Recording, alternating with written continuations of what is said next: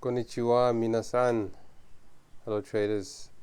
Hoping you had a good week last week. There were really good positions to take advantage of.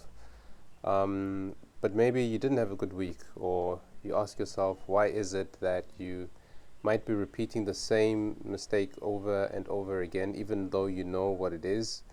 You have a certain rule where you know you're not supposed to cross that rule, but in the heat of the moment, you end up crossing that rule. Now, why is that, and how can we mitigate that? Well, the reason why that is when you made that decision, when you found that thing that you shouldn't be doing, and you told yourself that you won't do it again, you were not serious about it. There wasn't a resolve, if I may put it that way, and a deep inner intention to not do that thing again.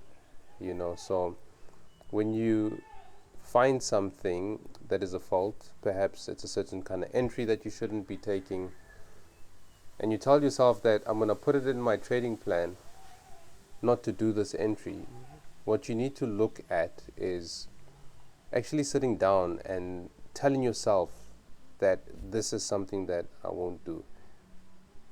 Once you have done that, sit in silence and really feel if what you said was something that you meant and something that you'll carry out. You need to sit in silence of your meditation to really have this thing deeply entrench itself within your soul and your being, so it can become a part of you. But if it is just something that you say, that you find in a flippant sort of manner, you might not follow that through. So the next time you have that certain recurring thing, sit down in meditation thereafter and tell yourself that you're not going to do that. But after you've told yourself that, feel that you won't do it. There's a power in resolve, there's a power in intention. And you can be intentional by really feeling it in the moment that this is something that I'm not going to do anymore. It's a simple thing. It's a thing that may seem airy-fairy, but it is definitely something that works. When you have that power of intention through deep meditation of a decision that you have made, it is something that then ingrains itself within your spirit, and it's easier next time for you not to do that thing. So try it out and let's see how the next quarter goes.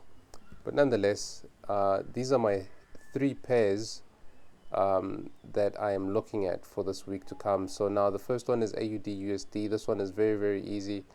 We have this continuation pattern, but it's happening at a very significant area for lows. Right over here, well, we see what price did the first time, and we are expecting that it might do that again. We have a little bit of indecision here and some 3 hanging men.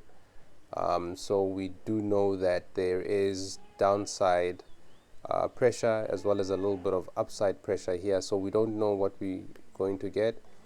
So with that said, what I'll be looking for is just an easy little continuation after we've cleared this corrective area here. If I get a continuation in this area, I won't wait around. I'll take a position there and see where price may take us. The next one that I'll be looking at, which is also looking very, very good, is the Euro CAD. Now, with my trading plan, this will allow me to take a entry right here. So early Monday morning, what I'd be looking for is in this area. If I get a 4-hour rejection on this trend line, which stretches obviously from back here, we've got the 1, 2, 3. If I get a good little rejection candle in and around this area, it might take 4-8 hours or so, or even a little more. I will then take an entry over here, take that to where price may take us. But what that will allow for as well is an opportunity to scale in this area and have 2 positions running here quite healthily. So I'll see how that one looks. AUD NZD is also looking pretty good.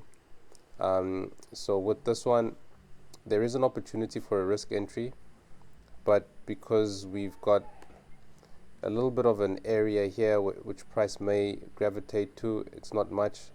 Or this one over here, what I'm going to allow price to do here is give me a push down, and once we've had that push down, I would then come into the lower time frames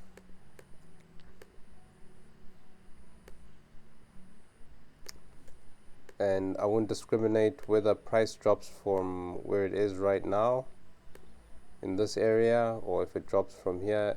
It really doesn't matter as long as I can see a